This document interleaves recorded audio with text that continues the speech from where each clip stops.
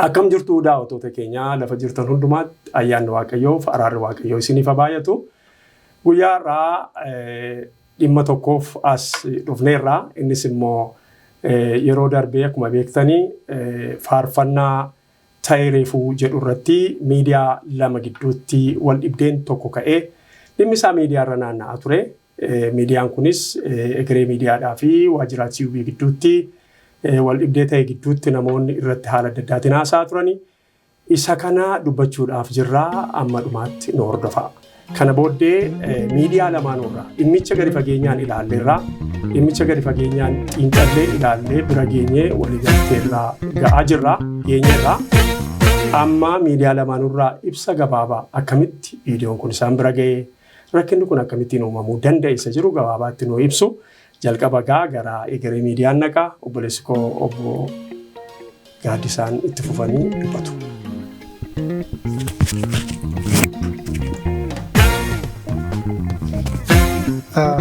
Guddaa galatamaa dhufa. Isinillee dhaggeeffattoota keenya baay'ee isin galateeffannaa. Carraa kan argannee nullee dhimma kanarratti haasa'uudhaaf iddoo kanatti luboota keenya lamaanii fi obboleessa koo Asaffaa wajjin wal arginee jira. Kanaaf anillee carraa kan argachuu kooti baay'een gammada. Itti aansuudhaan dhimma faarfannaa kanarratti akkuma beekamu faarfannaa yeroo hundumaa faarfannaan faarfattoota irraa gara keenya dhufa. Nuti faarfannaa baasamti isaantu baasii gara keenyatti ergaa. Nuyi garuu amma dandeenyuun gargaarra. Hojii isaan hojjetan keessatti qooda fudhachuudhumaaf jechuudha. Yeroo baay'ee baasii isaan baasan illee guutummaa isaa kafarii gochuudhaaf baay'ee nu rakkisa. Garuu amma tokko bira dhaabbachuudhuma wantoota tokko tokkoon goona jechuudha. Isa keessaa tokko faarfannaa ta'ee reefuu jedhu kana jechuudha.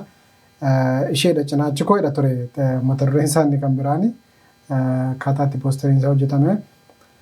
Faarfannaa kana warra viidiyoo isaa hojjetanii fi warra abbaa faarfannaa kana barreessee fi sagalee qooqatti baaseetu natti ergee lamaan isaanii mari'ataniitu natti ergani faarfannaa kana.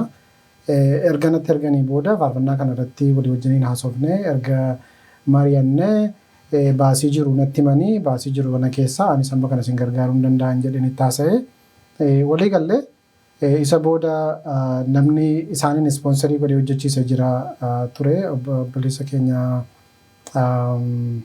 maqaa isaa Boonsaa? Obboleessa keenya Boonsaadha. Faarfannicha kan ispoonsarii godhee isaan hojjechiise obboleessa keenya Boonsaadha. Garuu kan inni wajjin haasa'ee warra viidiyoo hojjetanii fi warra faarfannaa sana hojjetan Henookii fi Waaqoo waliinidha. Isaanii wajjin akka walii galleeni isaan Boonsaan ga'anii Boonsaan immoo isa booda erga walii gallee booda Boonsaan na quunnamee Boonsaa wajjin haasa'ee poosterii qopheessee natti ergee kamiinsuunii hundumaa qopheessee natti ergee yeroo dheeraadhaaf faarfannaan sun kan lafa ture. Cidha isaanii fuuldura ture baasawee obboleessi keenya Boonsaanii cidha tun godhatiin fuulduradha faarfannaan kun akka inni hojjetamu kan inni qindeesse. Maaliif guyyaa cidha sanaa akka inni argisiifamudha kaayyoon faarfannichaa kan inni achi as ba'eef jechuudha. Innaa amma sanatti wajjiniin haasa'aa turre jechuudha waa'ee faarfannaa kana. Erga haasofnee booda garuu gadhiifamudhame kamiinsuuniin gadhiisee viidiyoo irratti karaa hundumaa jiru karaa feesbuukii, karaa telegiraamii, karaa tiktaakii, karaa yuutuubiitu nafin viidiyoo kan hundumaa gadhiisee poosterii isaa argachuu dandeessu maarchi. Atiin maarchi 11 waan akkasiin fakkaata kan poosterii isaa iyyuu gadhiisee. Ndaa'um Boonsaan mataan isaa iyyuu tiktaakii isaa irratti akka hidhee gadhiisee jechuudha. Kanaaf faarfannaa kana isaanumatu natti ergee akka kanattiin akka iddoo biraatti erganis natti himne. Hanga nama warri baakeenii akka faarfannaan kun gara waajjira TV dhaqu argee bilbileen quunname maaltu deemaa jedheen gaafadhee erga nagaa ergan gaafadhee booda deebinaa deebi'ee isatti laannee waan jedhu duwwaa ture. Tana naasofsiisee baay'ee naasofsiisee garuu furmaata tokko bira gahuu hin dandeenye. Karaa kanaaf akka kanattiin faarfannaan kun gadhiifame jechuudha barbaade. Okay, darbeen kan qotaa miti. Haa ta'u nagaan Waaqayyo isiniif haa ta'u luba keenya ammas luba Dammoo fi luba Dammallaash luba Fiqiruu jedhamu jarri kun namoota Waaqayyooti as waldaa kiristaanaa magaalaa Lakkuu kana jirtu tajaajilu.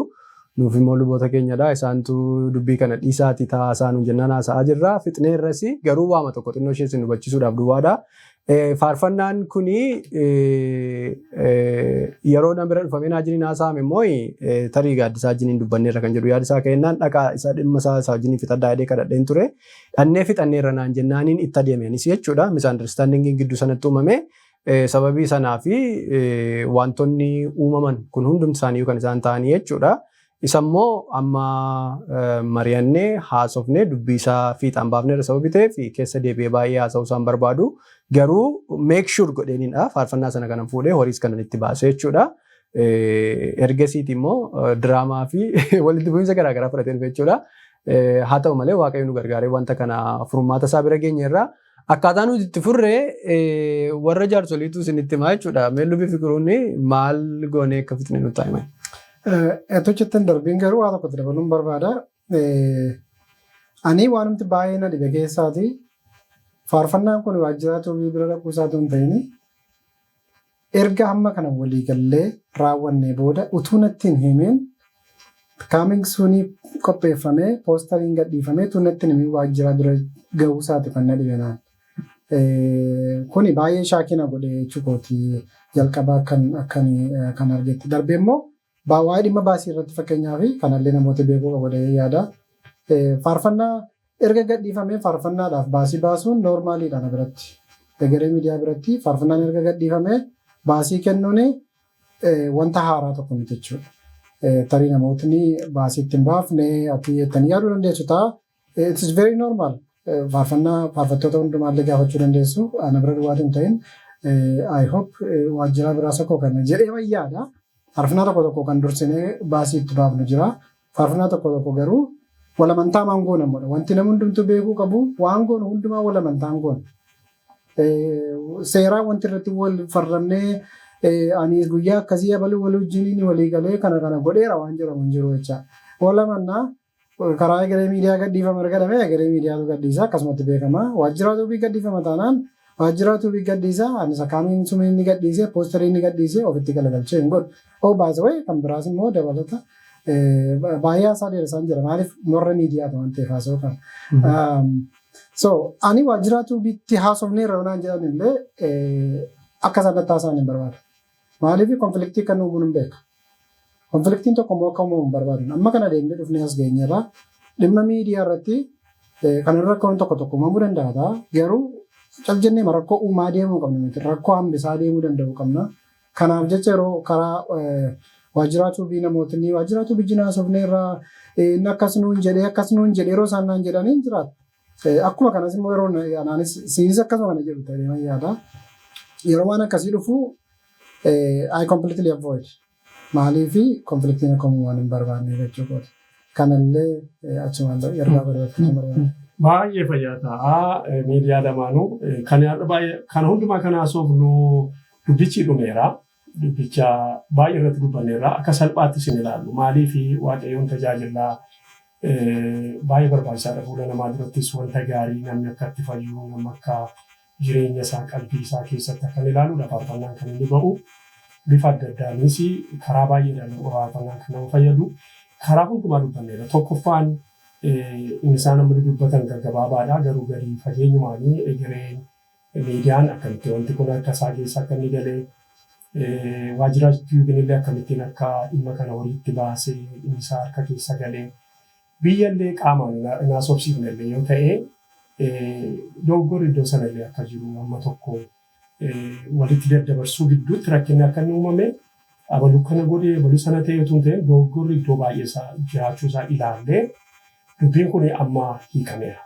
Tokkoffaan viidiyoon kun istiraayikii jala ture kanaafi egeree miidiyaa istiraayikii jala ture amma istiraayikii sanarraa ka'eera. Dhimma kana ilaalchisees waajjiraati yuubiinis viidiyoo tokko kan hojjetame jira. Innis viidiyoon suni guutummaatti ka'eera. Amma waan hundumaanii waaqayyo nu hiikeera.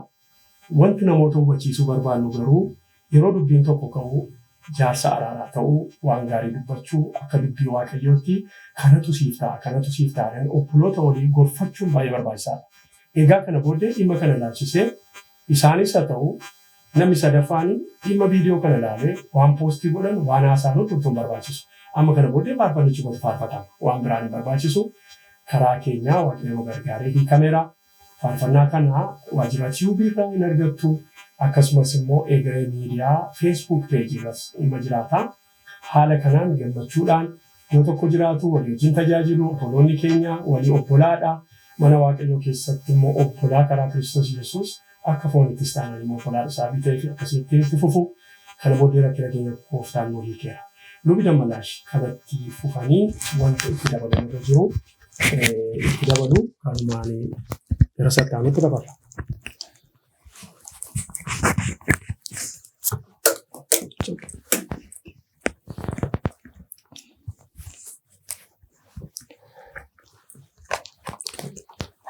Tole, fayyaa ta'an jedha.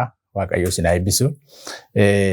Egaa waan baay'ee waan itti dabalu hin qabu haasa'ameera. Hundumsaayyuu amma ta'e ibsuu yaalameera. Egaa nama hojii hojjetutu walitti bu'a. Achi keessatti maaliif rakkinni uumamaa jechuun hin danda'amu. Rakkinni uumamaa garuu inni guddaan rakkina sana walitti dhufanii haasa'anii mari'atanii akka nama waaqayyootti hiikuudha. Kanaafi obboloonni koo gara kanatti dhuftanii yaada kanaa waan jiru akkasitti bakkeetti ba'ee namootaafis namoonni baay'een waan akka kana yeroo argan tariitii itti gufachuu maal akkamitti namoonni waaqayyo akkas godhu maal jechuu danda'u. Egaa rakkina kanaa dogoggora akka ta'e walitti dhufamee waaqayyoonis kadhannee haasa'amee gara kanatti dhufneerra kana hundumaaf waaqayyoon hin galateeffanna. Isinis waaqayyo isin haa eebbisuun jedha. Fayyaa ta'a. Nus gaa carraama kanaanii isin galateeffachuu barbaanna. Anis akka Egeree Miidiyaatti thank you rugaa walitti nuuf dhufuu keessaniif yeroo baay'ee argineera gaa dhimma faarfannaa kana irratti illee nama walitti nu fedhetu hin ta'in nama gargar nu ari'uudhaan baay'ee arganne. Kanaaf rugaa waaqayyo isin haa eebbisu luba waldaa kiristaanaa warra wangeelaa Oromoo Beenazeer irraa luba keenya luba Fiqiruudha. Luba waldaa warra wangeelaa Oromoo Minisootaa luba keenya luba Dammallaash anaa fi Asaffaanis kunoo jirra. Kanaafi anaaf Asaffaa yeroo dheeraadhaaf gargar fagaannee turre. Of course kanaafi dhayyuu communicationii keenya kan gargar faffaca'e. Akka nuyi walitti baay'ee walitti naasofneef malee amma kana iyyuu hin ga'u ture wanti kuni dhugaama riyaalitii dubbachuu bootee yeroo darbee bal'inaan haasofneerra. Kanaafi Asaffaan obboleessa kooti. Kanaafi anis Bitte. Haa ta'u hundumti keessanii waan nu hordoftaniif waaqayyo isin haa eebbisu ammas as deebi'ee luboota gahee lubummaa keessan miidiyaa irratti waan taphattaniif yeroo hundumaa waan akkasii gochaa ooltu gaa'ela iddootti eegaa ooltu waldaa kiristaanaa keessatti tajaajilaa ooltu namoota dhimma garaagaraa irratti walitti bu'ee walitti deebisaa araara buusaa ooltu waan haaraa miti kun isinii fi akkuma carraa ta'eetti viidiyoo si waraabne malee isaati waaqayyo guddaa isin haa eebbisu gaaddo thank you so much. Thank you. Copyright strike waan irraa kaaftee. Akkuma gaaddoon dubbatee ture, lubii Fiqiruun dubbatee ture, faarfannaan kun waajjira YouTube irra jira. Facebookii Egeree Miidiyaa gaaddisaa Egeree Miidiyaa irratti view 100 ol qaba. Warra 200 yoo ta'eera. Kanaaf achuma taa'u warri Facebook irraa ilaaltan immoo achirraa enjoy godhaa jennee dhiifne. Kanaafi nu nagaadha isiniifis nagaana ta'u dogoggora uumame hundumaaf ani especially video dubbachuu kootiif am sorry jedheera gaaddoodhaan yeroo haasofne ammas dhiifama. I did my best wanta kana qulqulleessuudhaaf garuu ittiin gammanne gaafan video sana waraabesi ammas waan itti gammaduun qabu kanaaf dhiifama guddaa isin jedha uummataan illee am sorry jedheera. Amma garuu waan kana hunduma isaa qulqulleeffannee irratti fakkaata hojii waldaa kiristaanaatiin beeka sababiin ta'eef deemuun qaba. Thank you hundumti keessanii atis thank you dhugaa anis si dhiiseera. Maaliif namni si jala guugatanii na arabsaa waan ta'eef si dhiiseera jechuudha. Atillee etuun beeknis etuun beekus kan si gaddisiisee jiraate dhiifama katanaa gootuun barbaada. Wanti tokko nu godhu hojii kanarratti wanti walitti nu buusu hin jiru. Yeroo furannee teenye haasofne kana caalaa walitti dhiyaachuu dandeenya kan jedhu yaada qaba. Kanaafi luba keenya guddaa galatoomaa isinan galateeffadha. Galatoomaa gaa waaqayyo isin haa eebbisu dhimma keenya asirratti xumurreerraa nagaa waaqayyo jaallataa nagaa buufneerraa maqaan waaqayyo eebbifamu. Ameen.